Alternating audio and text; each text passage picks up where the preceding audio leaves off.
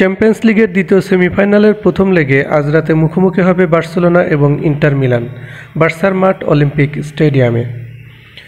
দুর্দান্ত ফর্মে আছে বার্সেলোনা। ট্রেবল জয়ের রেসে থাকা দলটি নিশ্চিতভাবে ঘরের মাঠে ফেভারিট হিসেবে মাঠে নামবে আজ। তবে লেভানডস্কি না থাকায় কিছুটা সমস্যায় পড়তে পারে কাতালান ক্লাবটি। ফেরান তোরেস, রাফিনিয়া আর ইয়ামালরা দূর করতে পারে সেই অভাব। চলতি মৌসুমটা দুর্দান্ত কাটছে বার্সার। এ মৌসুমে 3 বার মুখোমুখি হয়েও বার্সাকে হারাতে পারেনি রিয়াল মাদ্রিদ, যেখানে সর্বশেষ ম্যাচে রিয়ালকে হারিয়েই কোপা দেল রের শিরোপা জিতেছে বার্সা।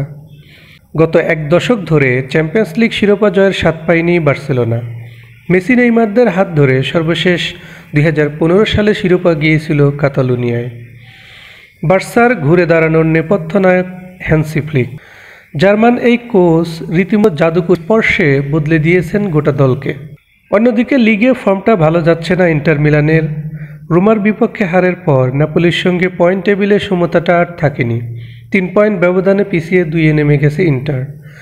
বায়ার্ন মিউনিখকে কোয়ার্টার ফাইনালে হারিয়ে সেমিতে পৌঁছেছে ইন্টার। সেই জয়ে বেশ উজ্জীবিত করে তুলেছিল ইন্টারকে, কিন্তু চিরপ্রতিদ্বন্দ্বী এসি মিলানের কাছে 1-0 গোলে হেরে হাতছাড়া হয়ে যায় কাপ শিরোপা। একই সঙ্গে শেষ হয় ট্রেবল জয়ের স্বপ্নও।